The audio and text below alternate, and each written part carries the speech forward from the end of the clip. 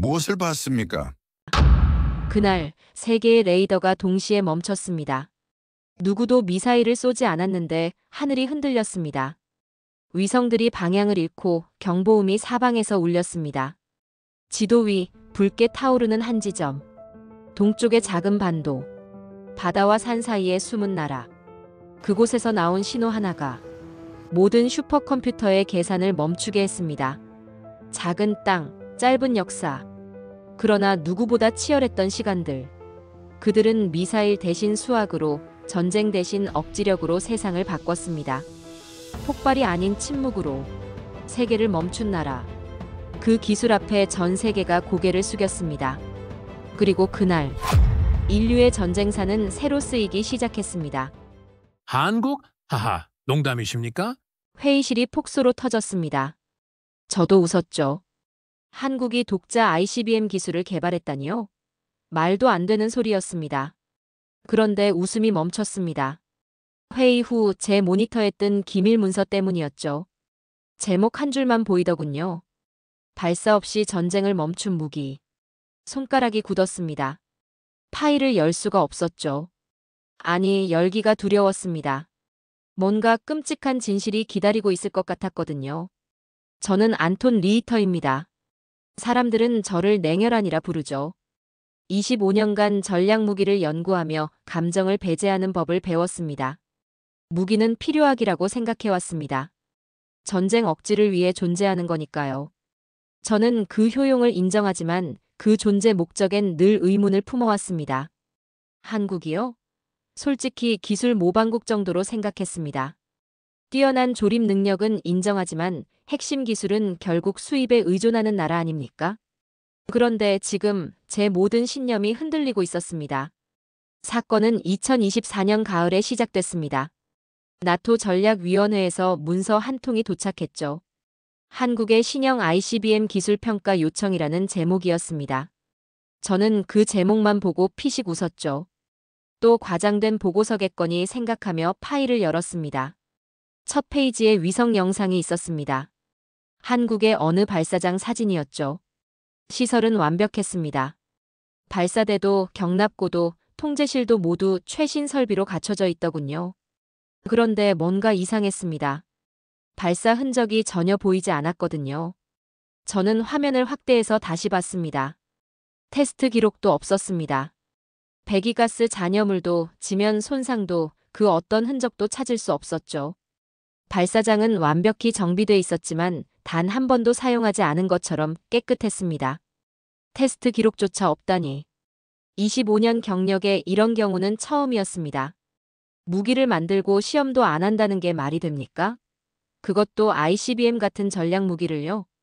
저는 문서를 계속 넘겼습니다. 기술 사양서가 나왔죠.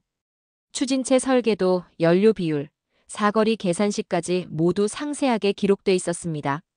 그런데 한 문장이 눈에 걸렸습니다. 실전 미공개. 이게 무슨 뜻입니까? 실전 배치를 안 했다는 건가요? 아니면 실전 데이터를 공개하지 않는다는 건가요? 애매한 표현이었습니다. 하지만 그 애매함이 오히려 제 머릿속에 계속 남았죠. 다음 날 회의가 있었습니다. 유럽 방위기술연구소 전문가들이 모두 모였죠. 프랑스, 영국, 독일, 이탈리아에서 온 연구원들이었습니다. 한국 보고서에 대한 의견을 나누는 자리였습니다. 한국은 포장만 잘합니다. 프랑스 동료가 말했죠. 주변에서 웃음이 터졌습니다. 언제나 수입 기술 아닙니까? 이번에도 마찬가지일 겁니다. 영국 연구원이 맞장구를 쳤습니다. 저는 아무 말도 하지 않았습니다. 그들 말이 틀리지 않았으니까요. 하지만 내심 불편했습니다. 그 실전 미공개라는 문장이 자꾸 떠올랐거든요. 회의가 끝나고 저는 사무실로 돌아왔습니다. 보고서 초안을 작성해야 했죠. 키보드 앞에 앉았지만 손이 움직이지 않았습니다. 뭘 써야 할지 모르겠더군요. 기술적 가치 낮음이라고 쓰기엔 뭔가 찜찜했습니다. 그렇다고 높음이라고 쓰기엔 근거가 부족했죠. 그때였습니다. 이메일 알림이 떴습니다.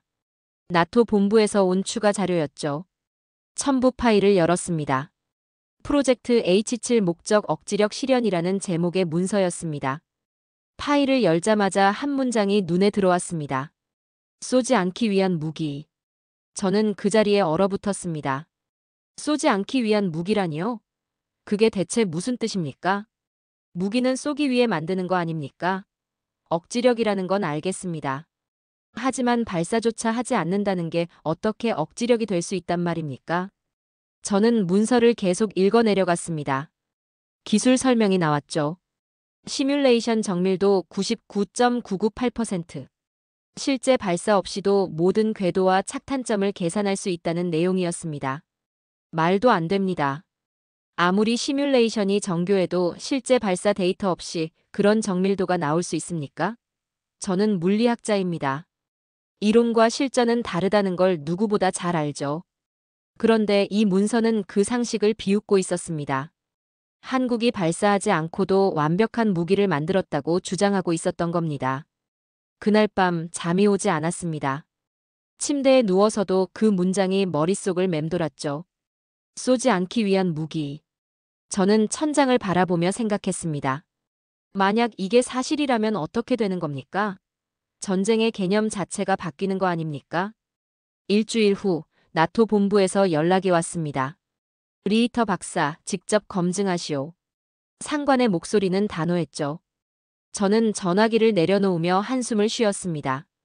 한국까지 가야 한다니요. 솔직히 시간 낭비라고 생각했습니다. 어차피 결론은 뻔하지 않습니까? 과장된 기술 보고서, 그리고 실망스러운 현장. 늘 그래왔으니까요. 하지만 명령은 명령이었습니다. 저는 3일 일정으로 짐을 쌌죠. 한국방산청과의 미팅, 신형 추진체 검토, 그리고 보고서 작성. 간단한 업무라고 생각했습니다. 인천공항에 도착했을 때 이미 누군가 기다리고 있었습니다. 30대 중반쯤 돼 보이는 한국인 남성이었죠. 검은색 정장을 입고 있었지만 어딘가 군인 같은 느낌이 들었습니다.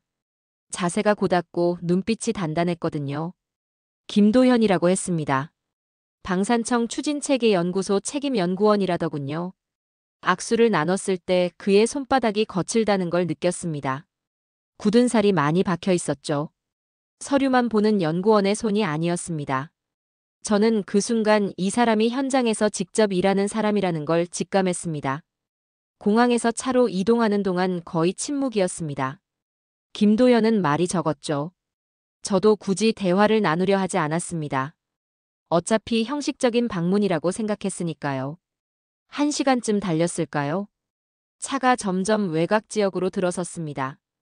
주변의 민가가 사라지고 군부대 표지판만 간간히 보이기 시작했죠.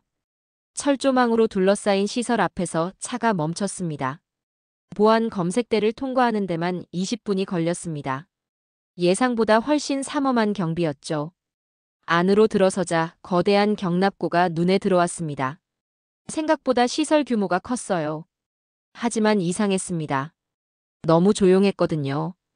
일반적인 군 연구소라면 장비 작동음이나 사람들의 목소리가 들려야 정상입니다. 그런데 이곳은 묘하게 정적이 흘렀죠. 저는 주변을 둘러봤습니다. 발사대가 보였어요. 거대한 금속 구조물이었죠. 위성 사진에서 봤던 바로 그것이었습니다. 하지만 가까이서 보니 더 이상했어요. 시설은 완벽히 정비돼 있었지만 사용한 흔적이 전혀 없었습니다. 페인트 하나 벗겨지지 않았고 지면도 깨끗했죠. 김도현이 저를 지하로 안내했습니다. 긴 복도를 지나 통제실 같은 곳에 도착했죠. 문이 열리자 냉기가 느껴졌습니다. 내부는 최신 장비로 가득했어요. 대형 모니터들이 벽면을 채우고 있었고 수십 대의 컴퓨터가 작동 중이었습니다. 하지만 여전히 조용했습니다. 사람은 몇 명 보이지 않았고 전자음만 희미하게 들릴 뿐이었죠. 백색 소음 같은 그 소리가 오히려 긴장감을 더했습니다. 마치 기도가 끝난 성당 같은 분위기였어요. 저는 벽에 걸린 시계를 봤습니다. 초침이 멈춰 있었죠. 고장인지 의도적인 건지 알 수 없었지만 왠지 이 공간 전체가 시간이 멈춘 것 같은 느낌이었습니다. 김도현이 모니터 앞으로 걸어갔습니다. 화면에는 복잡한 그래프와 수식들이 실시간으로 업데이트되고 있었죠. 저는 그 수치를 봤습니다. 시뮬레이션 데이터였어요. 그런데 정밀도가 놀라웠습니다. 오차율이 0.002%밖에 안 됐거든요. 저는 속으로 생각했습니다. 이건 불가능한 수치입니다. 실제 발사 데이터 없이 이런 정밀도가 나올 수 없죠. 25년 경력으로 장담합니다. 그런데 눈앞의 데이터는 거짓말을 하지 않았어요. 김도현이 옆에서 조용히 말했습니다. 우린 쏘는 게 목적이 아닙니다. 그 한마디가 제 귓가에 계속 맴돌았습니다. 쏘는 게 목적이 아니라니요? 그럼 뭐가 목적이란 말입니까? 무기는 쏘기 위해 만드는 거 아닙니까? 저는 더 물어보고 싶었습니다. 하지만 입이 떨어지지 않았죠. 뭔가 이 공간 자체가 질문을 허락하지 않는 것 같았습니다. 모든 게 정지된 듯한 그 분위기 속에서 저는 제 사고방식이 흔들리는 걸 느꼈습니다. 밖에서 구호 소리가 들렸습니다. 훈련병들의 목소리였죠. 힘차고 생동감 넘치는 소리였습니다. 그 소리가 이 정적인 공간과 묘하게 대비됐어요. 살아있는 것과 멈춰있는 것, 움직이는 것과 고요한 것. 그 경계선 위에 제가 서 있었습니다. 저는 수첩을 꺼내 메모했습니다. 발사 데이터 없음. 그러나 신뢰도 100%. 말도 안 되는 문장이었죠. 하지만 제 눈앞에서 벌어지고 있는 현실이었습니다. 그날 저녁 숙소로 돌아와서도 잠이 오지 않았습니다. 김도연의 그 한마디가 계속 머릿속을 맴돌았거든요. 우린 쏘는 게 목적이 아닙니다. 그럼 뭡니까? 목적이 뭐란 말입니까? 저는 침대에 누워 천장을 바라봤습니다. 만약 그들의 계산이 실전보다 정확하다면 어떻게 되는 겁니까? 발사하지 않고도 전쟁을 억제할 수 있다는 말입니까? 논리로는 이해할 수 없었습니다. 하지만 그날 그 연구소에서 느낀 그 고요함, 그 정적, 그 침묵. 그게 뭔가 답을 주고 있는 것 같았습니다. 저는 처음으로 깨달았죠. 이건 단순한 기술 과장이 아니라는 걸 말입니다. 다음 날 아침 김도연이 다시 저를 찾아왔습니다. 본격적인 기술 검증 시간이었죠. 저는 전날 밤 준비한 질문 목록을 가지고 연구소로 향했습니다. 이번엔 제대로 확인하고 싶었거든요. 그들의 수치가 정말 믿을 만한 건지 말입니다. 회의실에 들어서자 대형 스크린이 켜졌습니다. 김도현이 시뮬레이션 프로그램을 실행했죠. 화면에 수천 개의 데이터가 동시에 떠올랐습니다. 발사 궤도, 연료 소비율, 대기 저항 계수, 착탄 예측점까지 모든 게 실시간으로 계산되고 있었어요. 저는 의자에 앉아 화면을 응시했습니다. 숫자들이 빠르게 움직였죠. 그런데 놀라운 건 그 수치들이 단 한 번도 흔들리지 않았다는 겁니다. 완벽한 직선으로 수렴하고 있었어요. 오차율 0.002%입니다. 김도현이 조용히 말했습니다. 저는 그 수치를 다시 확인했죠. 틀림없었습니다. 하지만 믿을 수가 없었어요. 저는 직접 계산을 시작했습니다. 노트북을 꺼내 연료 비율부터 다시 검증했죠. 추진체 압력, 연소 효율, 노즐 설계까지 하나하나 다시 계산해 나갔습니다. 2시간이 걸렸어요. 손가락이 아플 정도로 키보드를 두드렸습니다. 결과가 나왔습니다. 제 계산과 그들의 시뮬레이션이 일치했어요. 아니, 일치하는 정도가 아니었습니다. 그들의 수치가 제 계산보다 더 안정적이었죠. 실험 오차를 완전히 제거한 것처럼 말입니다. 저는 등받이에 몸을 기댔습니다. 이건 불가능한 일이었어요. 아무리 정교한 시뮬레이션이라도 실제 발사 데이터 없이 이런 정밀도가 나올 수 없습니다. 그런데 지금 제 눈앞에서 그 불가능이 현실로 펼쳐지고 있었던 겁니다. 이건 어떻게 가능합니까? 제가 물었습니다. 김도연은 잠시 침묵했죠. 그러더니 이렇게 대답했습니다. 저희는 모든 변수를 제거했습니다. 불확실성을 계산으로 통제했죠. 저는 그 말을 곱씹었습니다. 불확실성을 통제한다니요? 그게 과연 가능한 일입니까? 물리학자로서 저는 늘 알고 있었습니다. 세상엔 예측 불가능한 변수가 항상 존재한다는 걸 말이죠. 그런데 이 사람들은 그 상식을 뒤집고 있었습니다. 저는 자리에서 일어났습니다. 창밖을 바라봤죠. 멀리 발사대가 보였어요. 여전히 고요하고 여전히 사용하지 않은 듯 깨끗했습니다. 그 모습이 묘하게 불안했어요. 이건 신의 역할 아닙니까? 제가 중얼거렸습니다. 김도현이 제 옆으로 다가왔죠. 아니요. 이건 인간이 싸우지 않도록 하는 기술입니다. 그 말이 가슴에 꽂혔습니다. 싸우지 않도록 하는 기술이라니요. 무기의 목적을 완전히 재정의한 말이었죠. 저는 25년간 무기를 연구하며 단 한 번도 그런 관점으로 생각해 본 적이 없었습니다. 그날 저녁 숙소로 돌아와 이메일을 확인했습니다. 유럽 동료들에게서 메시지가 와 있었죠.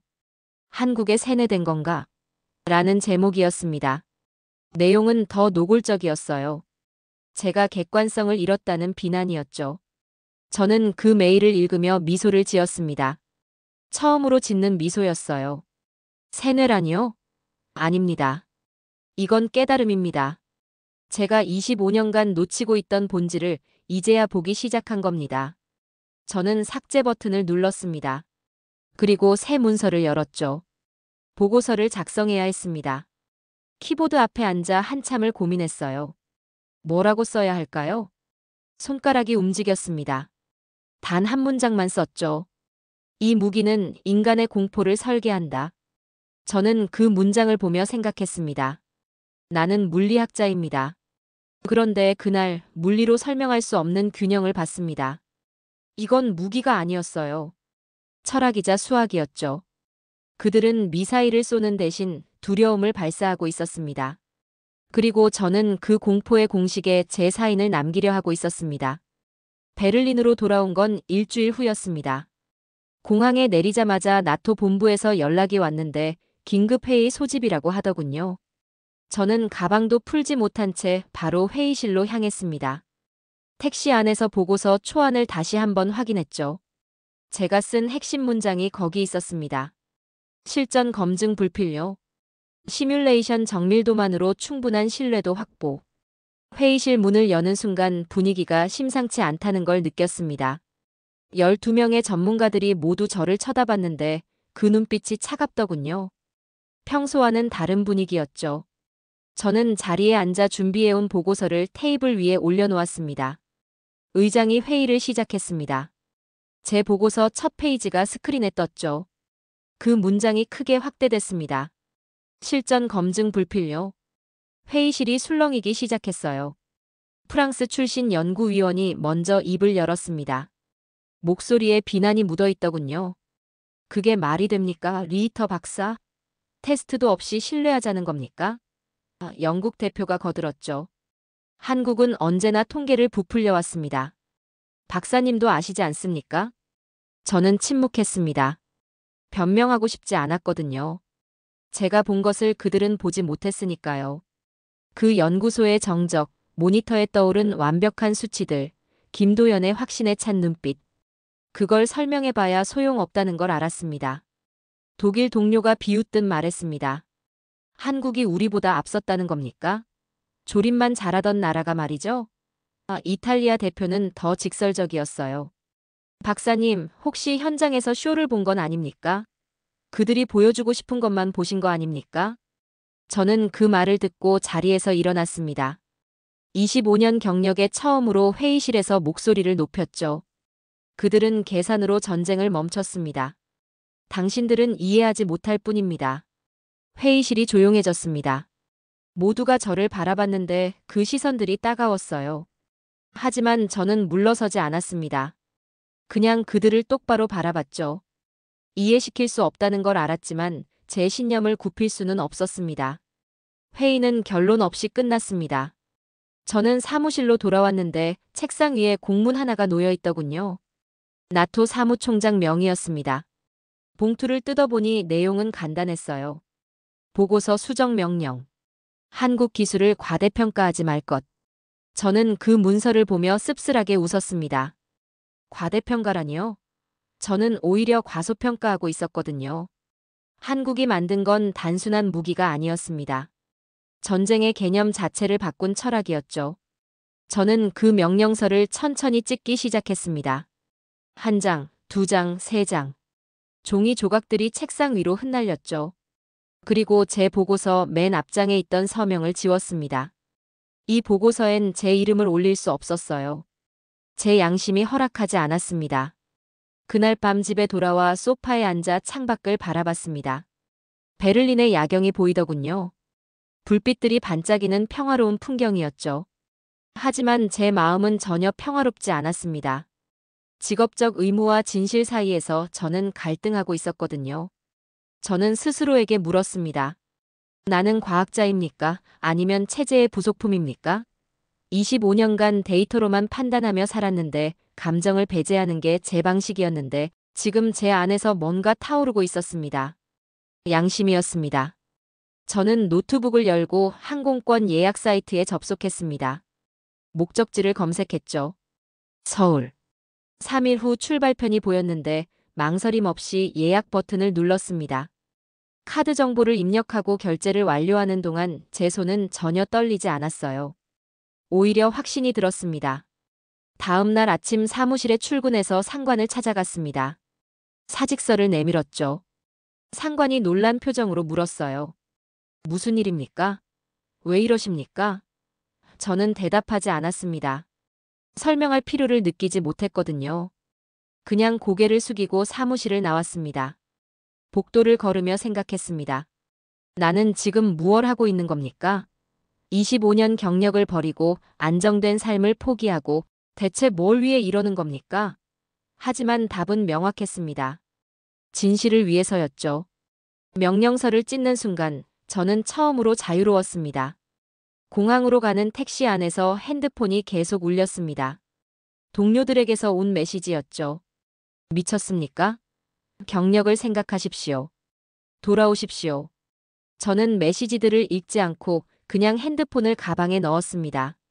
창밖을 바라봤어요. 베를린이 점점 멀어지고 있었습니다. 진실은 논문에 있지 않습니다. 회의실에도 없죠. 진실은 현장에 있었습니다. 제가 직접 본 그곳, 그 침묵 속에 있었어요. 나는 다시 한국으로 향한다. 이번엔 보고가 아니라 신념을 위해. 한국에 도착한 건 사흘 후였습니다. 이번엔 달랐습니다. 공항에서 저를 맞이한 사람은 김도연이 아니라 군 경호원들이었죠. 검은색 차량 2대가 대기하고 있었고 보안 절차는 이전보다 훨씬 까다로웠습니다. 신분증을 3번이나 확인했고 가방 검사도 2차례나 받았어요. 차는 이전과는 다른 방향으로 향했습니다. 더 깊은 산속으로 들어가더군요. 도로 양옆으로 철조망이 끝없이 이어졌고 군 초소가 500m마다 하나씩 보였습니다. 이곳이 어디쯤인지 가늠할 수조차 없었어요. 1시간을 달렸을까요? 차가 거대한 콘크리트 건물 앞에 멈췄습니다. 지상 2층짜리 건물이었는데 대부분이 지하로 내려가 있는 구조처럼 보였죠. 입구에서 김도현이 기다리고 있었습니다. 오랜만에 보는 얼굴이었지만 표정은 여전히 차분했어요. 김도현이 제 손을 잡았습니다. 다시 오셨군요. 그가 조용히 말했죠. 저는 고개를 끄덕였습니다. 진실을 보고 싶었습니다. 김도현이 미소를 지었어요. 이번엔 보여드리죠. 단, 하늘은 보지 마세요. 무슨 뜻인지 알 수 없었지만 저는 그를 따라갔습니다. 지하로 내려가는 계단이 나왔는데 3층을 내려갔습니다. 공기가 점점 차가워지더군요. 복도 양옆으로 두꺼운 금속 문들이 보였고 각 문마다 보안 등급 표시가 붙어 있었어요. 가장 안쪽 문 앞에 도착했습니다. 김도현이 홍채 인식과 지문 인식을 동시에 거쳤죠. 문이 열리며 쉬익하는 소리가 났습니다. 내부는 거대한 통제실이었어요.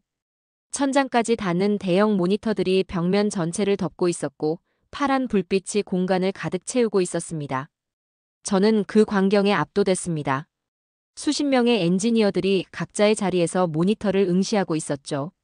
하지만 여전히 조용했어요. 키보드 소리와 전자음만 희미하게 들릴 뿐이었습니다. 공기 중에 긴장이 감돌았어요. 김도현이 중앙통제석으로 저를 안내했습니다. 그곳엔 더 큰 모니터가 있었는데 세계 지도가 떠 있었죠. 각 국가의 군사 위성 위치가 실시간으로 표시되고 있었습니다. 지금부터 시작하겠습니다. 김도현이 말했습니다. 그가 키보드를 몇 번 두드렸죠. 그러자 모니터들이 일제히 변하기 시작했습니다. 수천 개의 시뮬레이션 화면이 동시에 떠올랐어요. 각 화면마다 다른 발사 시나리오가 실행되고 있었습니다. 저는 숨을 멈췄습니다. 발사체는 지상에서 단 한 밀리미터도 움직이지 않고 있었지만 모니터 속에선 모든 결과가 이미 계산되고 있었거든요. 궤도, 속도, 착탄점, 피해 반경까지 모든 게 실시간으로 나타났습니다. 김도현이 설명했습니다. 우리는 적국의 연산 체계에 공포를 주입합니다. 그들의 예측 프로그램이 스스로 포기하게 만드는 방식이죠. 저는 그 말을 이해하려 애썼지만 머리로는 받아들이기 어려웠어요. 하지만 가슴으로는 느낄 수 있었습니다. 그때였습니다. 세계 지도 위에 빨간 경고등들이 하나둘씩 켜지기 시작했어요. 미국, 러시아, 중국, 일본의 군사 위성들이 동시에 반응하고 있었습니다. 경고음이 울렸죠. 미사일 발사 감지. 하지만 실제로는 아무것도 발사되지 않았습니다. 저는 모니터를 뚫어지게 봤습니다. 전 세계 감시망이 동시에 경계 태세에 들어가고 있었어요. 각국의 방어 시스템이 가동됐고 긴급 회의가 소집됐다는 표시가 떴습니다. 쏘지 않았지만 세계가 긴장했습니다. 제 심장이 빨리 뛰기 시작했습니다. 모니터의 깜빡임과 제 심장 박동이 동기화되는 것 같았어요. 이건 전쟁이 아니었습니다. 존재만으로 적을 굴복시키는 수학이었죠. 데이터가 멈췄습니다. 짧은 삐소리가 울렸어요. 그리고 정적이 찾아왔습니다. 김도현이 저를 바라봤죠. 보셨습니까? 우리는 한 발도 쏘지 않았습니다. 하지만 세계는 멈췄습니다. 저는 말을 잃었습니다. 모니터의 불빛이 별처럼 켜져 있었어요. 그게 그들의 전쟁이었습니다. 침묵의 전쟁. 발사 없는 억지력. 나는 처음으로 침묵의 위력을 봤습니다. 그 순간 전쟁의 정의가 바뀌었습니다. 그날 밤 세계는 혼란에 빠졌습니다. 한국의 시뮬레이션이 끝난 지 불과 2시간 만에 세계 각국의 언론이 폭발적으로 반응하기 시작했어요. 한국 미사일 발사 준비 감지. 한반도 상공 긴급 경계 제3차 대전 임박. 헤드라인들이 실시간으로 쏟아졌습니다. 저는 숙소로 돌아와 텔레비전을 켰는데 모든 채널이 한국 뉴스로 도배돼 있더군요. 재미있는 건 실제로는 아무것도 발사되지 않았다는 겁니다. 한반도 상공은 여전히 평온했고 발사장은 고요했죠. 하지만 세계는 숨을 멈췄습니다. 각국의 긴급 안보 회의가 동시다발적으로 소집됐고 군사 전문가들이 방송에 나와 분석을 쏟아냈어요. 다음 날 아침 제 핸드폰이 미친 듯이 울렸습니다. 나토 본부에서 온 긴급 연락이었죠. 리히터 박사, 즉시 보고하시오. 한국에서 무슨 일이 있었습니까? 저는 전화를 받지 않았습니다. 뭐라고 설명해야 할지 알 수 없었거든요. 이틀 후 국제사회가 움직이기 시작했습니다. 미국 국무부가 성명을 발표했어요. 한국 정부의 상황 설명을 요구한다. 러시아 국방부도 비슷한 입장을 냈죠. 중국은 더 직설적이었습니다. 도대체 무슨 실험을 한 겁니까? 일본은 한반도 상공 감시를 강화한다고 발표했어요. 각국 대표단이 동시에 한국 방문을 요청했습니다. 외교 채널이 마비될 정도로 문의가 쏟아졌다고 들었죠. 한국 정부는 침묵으로 일관했습니다. 그 침묵이 오히려 더 큰 긴장을 만들었어요. 저는 그 상황을 지켜보며 놀라움을 감추지 못했습니다. 한 발도 쏘지 않았는데 세계가 이렇게 반응하다니요. 김도연의 말이 떠올랐죠. 우리는 공포를 주입합니다. 그 말이 무슨 뜻인지 이제야 완전히 이해했습니다. 나토에서 다시 연락이 왔습니다. 이번엔 사무총장 직속 명령이었어요. 비공식 보고를 하라는 내용이었죠. 저는 암호화된 이메일로 짧게 답변을 보냈습니다. 발사는 없었습니다. 그러나 세계는 멈췄습니다. 단 2문장이었지만 모든 걸 설명하고 있었어요. 답장이 왔습니다. 동료들의 반응이었는데 모두 침묵으로 일관하고 있었죠. 그들은 그 사실을 알고도 모른 채 하고 있었습니다. 인정하고 싶지 않았던 거예요. 한국이 자신들보다 앞서 있다는 걸 받아들일 수 없었던 겁니다. 일주일이 지났습니다. 저는 여전히 서울에 머물고 있었는데 갑자기 나토 윤리위원회로부터 소환장이 날아왔어요. 실험 참관자로서 책임을 지라는 내용이었습니다. 저를 희생양으로 만들려는 속셈이 보였죠. 저는 비행기에 올라 다시 유럽으로 향했습니다. 윤리위원회는 브뤼셀에서 열렸어요. 회의장에 들어서자 플래시 세례가 쏟아졌습니다. 기자들이 몰려들었죠. 박사님, 한국이 정말 발사했습니까? 전쟁이 일어날 뻔했다는 게 사실입니까? 저는 아무 대답도 하지 않고 회의장으로 들어갔습니다. 위원들이 반원형으로 앉아 있었고 저는 그 중앙에 홀로 서 있었어요. 신문 같은 분위기였습니다. 의장이 입을 열었습니다. 리히터 박사, 한국 현장에서 무슨 일이 있었습니까? 당신의 판단 착오로 국제사회가 혼란에 빠졌습니다. 프랑스 위원이 거들었죠. 당신이 한국 기술을 과대평가해서 이런 사태가 벌어진 게 아닙니까? 저는 그들을 차례로 바라봤습니다. 그리고 단 한 문장으로 답했어요. 나는 전쟁을 본 적이 없습니다. 단지 인간의 공포를 보았을 뿐입니다. 회의장이 조용해졌습니다. 위원들이 서로 눈치를 보더군요. 저는 계속 말을 이었습니다. 한국은 발사하지 않았습니다.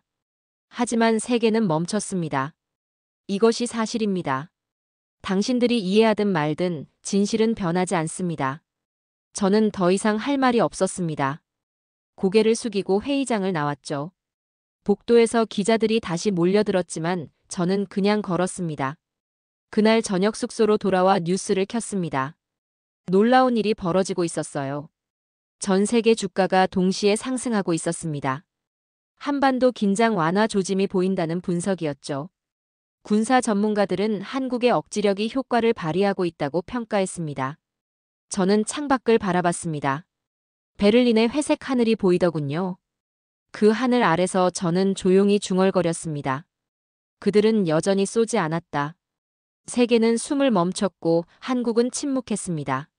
모든 나라가 긴급회의를 열었지만 하늘은 평온했어요. 나는 전쟁을 보지 않았습니다. 인간의 두려움을 보았을 뿐이죠.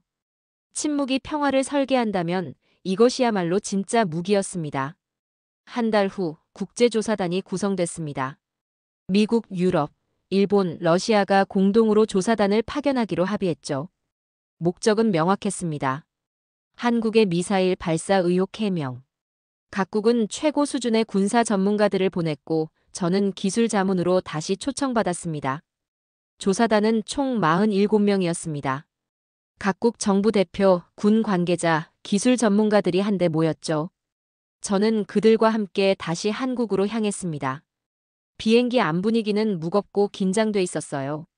모두가 무언가 결정적인 증거를 찾으리라 기대하고 있었습니다. 서울에 도착하자 한국 정부가 놀라운 결정을 발표했습니다. 발사대 전체를 개방한다는 거였죠. 그동안 최고 기밀로 분류됐던 시설을 전 세계에 공개하겠다는 선언이었습니다. 각국 기자들과 군 전문가들이 몰려들었어요. 버스 10대가 조사단을 싣고 그 기지로 향했습니다. 3시간을 달렸는데 주변 경관이 점점 황량해지더군요. 마침내 거대한 철조망이 보였고 그 안쪽으로 발사대가 우뚝 서 있었습니다. 하지만 현장에 도착한 조사단은 모두 말을 잃었습니다. 발사대가 비어 있었거든요. 아니, 정확히 말하면 모든 장비는 완벽히 갖춰져 있었지만 사용한 흔적이 전혀 없었습니다. 페인트 하나 벗겨지지 않았고 금속 표면에 산화 흔적도 없었죠. 미국 대표가 중얼거렸습니다. 이게 정말 작동하는 시설입니까? 러시아 전문가가 지면을 살폈어요. 발사 흔적이 전혀 없습니다. 정말 한 번도 안 쏜 겁니까? 일본 기자들이 카메라를 들이댔고 플래시가 터졌습니다. 조사단은 통제실로 안내됐습니다. 거기서 김도연 박사가 기다리고 있었죠. 그는 여전히 차분한 표정으로 단상에 올라섰습니다. 대형 스크린이 켜졌어요. 김도연이 말했습니다. 우린 발사하지 않았습니다. 하지만 억지는 완성되었습니다. 스크린에 전 세계 군사위성 반응 로그가 떴습니다. 각국의 자동방어 시스템이 공포만으로 마비된 순간들이 기록돼 있었죠. 타임스탬프와 함께 각국의 경계 태세 변화가 그래프로 나타났습니다. 회의장이 술렁였습니다. 중국 대표가 일어섰어요. 이건 사이버 공격 아닙니까? 우리 시스템을 해킹한 겁니까? 김도연이 고개를 저었죠. 아닙니다. 우리는 당신들의 공포를 계산했을 뿐입니다. 시스템이 스스로 반응한 겁니다. 저는 그 순간 발언 요청을 했습니다. 의장이 저를 가리켰고 저는 천천히 일어났죠. 모든 시선이 제게 쏠렸습니다. 이건 공격이 아닙니다. 제 목소리가 회의장에 울렸습니다. 이건 인간의 본능을 설계한 기술입니다. 한국은 물리적 무기를 만든 게 아니라 공포의 균형을 만들었습니다. 언론이 일제히 플래시를 터뜨렸습니다. 제 말이 실시간으로 전 세계에 중계되고 있었죠. 저는 계속 말을 이었습니다. 25년간 저는 무기를 분석해왔습니다. 하지만 이건 제가 본 무기 중 가장 완벽합니다. 왜냐하면 사용하지 않아도 되니까요. 회의장이 조용해졌습니다. 각국 대표들이 서로 눈치를 보더군요. 아무도 반박하지 못했어요. 왜냐하면 모두가 알고 있었으니까요. 한국이 옳다는 걸 말입니다. 그날 이후 세계는 변했습니다. 어떤 국가도 한국을 향해 군사적 위협을 언급하지 않았죠. 조용히 그러나 확실하게 균형이 이동했습니다. 저는 빈 발사대를 다시 바라봤습니다. 햇빛이 금속 표면에 반사되고 있었어요. 아무것도 발사되지 않았지만 그 존재만으로 세계를 무릎 꿇렸습니다. 그들은 쏘지 않았고 모두가 침묵했습니다. 나는 전쟁을 본 적 없습니다. 그러나 인간의 한계를 보았죠. 한국은 무기를 만든 게 아니라 평화를 조율했습니다. 6개월이 흐른 뒤 세계 군비 균형이 재편되기 시작했습니다. 한국의 억지 기술이 표준으로 인정받기 시작했죠. 각국이 기술 제휴를 요청했고 국제안보포럼에서는 새로운 개념이 논의되기 시작했습니다. 이제 전쟁의 기준은 발사력이 아니라 억지력이다. 그 문장이 국제군축회의의 공식 문서에 포함됐어요. 저는 그 변화를 지켜보며 놀라움을 감추지 못했습니다. 불과 반년 전만 해도 한국 기술을 비웃던 사람들이 이제는 배우려 하고 있었거든요. 프랑스가 먼저 손을 내밀었고 영국이 뒤따랐습니다.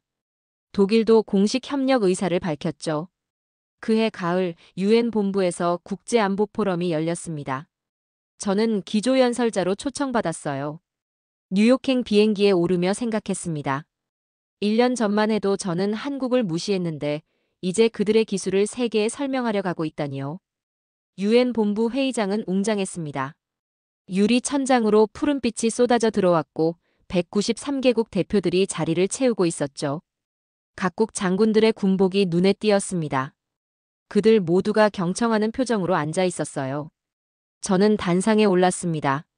마이크 앞에 서서 청중을 바라봤죠. 그리고 천천히 입을 열었습니다. 한국은 전쟁을 멈추는 방법을 수학으로 풀었습니다. 제 목소리가 회의장에 울렸습니다. 청중이 조용히 귀를 기울였죠. 저는 계속 말을 이었습니다. 25년간 저는 무기를 연구했습니다. 더 강한 폭발, 더 먼 사거리, 더 정확한 명중률을 추구했죠. 하지만 한국에서 저는 깨달았습니다. 진짜 무기는 쏘지 않는 것이라는 걸 말입니다. 박수 소리가 터져 나왔습니다. 저는 잠시 눈을 감았어요. 그때 떠올랐습니다. 한국 연구소의 그 정적, 김도연의 차분한 목소리, 비어있는 발사대. 그 모든 순간들이 지금 이 자리로 이어진 겁니다. 연설이 끝나고 대형 스크린에 영상이 재생됐습니다. 김도연 박사의 메시지였죠. 그가 화면에 나타나 조용히 말했습니다. 우린 평화를 지키려 했을 뿐입니다. 무기는 단지 도구입니다. 중요한 건 그 도구를 어떻게 사용하느냐죠. 우리는 사용하지 않기로 선택했습니다. 청중이 일제히 일어났습니다. 기립박수가 쏟아졌어요. 저도 자리에서 일어나 박수를 쳤습니다. 제 눈가가 뜨거워지더군요. 과학자로 살아온 52년 인생에서 처음 느끼는 감정이었습니다. 연설 후 기자들이 몰려들었습니다. 질문이 쏟아졌지만 저는 한마디만 했죠. 나는 독일인이지만 오늘 이 자리에서 한국의 기술 앞에 고개를 숙입니다. 제 목소리엔 경애가 아닌 존경이 묻어났습니다. 진심이었거든요. 그날 저녁 저는 홀로 센트럴파크를 걸었습니다.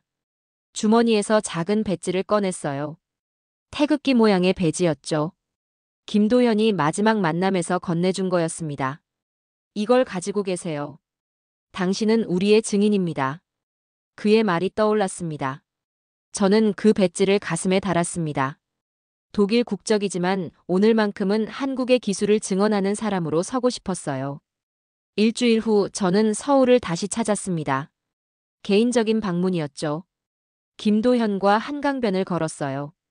밤이었습니다. 강 건너편으로 서울의 야경이 펼쳐졌죠. 빌딩들의 불빛이 반짝이고 다리 위로 차들이 흘러갔습니다. 저는 그 풍경을 보며 생각했습니다. 발사대 대신 이 불빛들이 있습니다. 폭발음 대신 저 웃음소리가 들리죠. 이게 한국이 선택한 길이었습니다. 김도현이 조용히 말했습니다. 박사님, 우리가 옳았나요? 저는 고개를 끄덕였어요. 당신들은 옳았습니다. 그리고 용감했습니다. 우리는 한참을 말없이 걸었습니다. 그 침묵이 편안했어요. 이제 저는 침묵을 두려워하지 않았습니다. 오히려 그 속에서 평화를 느꼈죠. 숙소로 돌아와 창가에 섰습니다. 서울의 밤하늘을 바라봤어요. 별들이 반짝이고 있었습니다. 저는 조용히 중얼거렸습니다. 그들은 여전히 쏘지 않았다. 그래서 세계는 오늘도 조용하다. 나는 무기 체계를 연구하며 평생을 보냈습니다. 그러나 한국에서 만난 건 무기가 아니었습니다. 그건 인간의 두려움을 제어하는 철학이었죠. 그들은 쏘지 않음으로써 세계를 멈췄고 침묵으로 평화를 증명했습니다. 나는 여전히 과학자로 남았지만 그 침묵의 무게 앞에선 한 인간일 뿐입니다. 그날 이후 세계는 미사일보다 침묵을 두려워했습니다. 한국은 전쟁을 발명하지 않았습니다. 평화를 설계했죠. 무기는 사라지지 않았습니다. 다만 이유가 달라졌어요.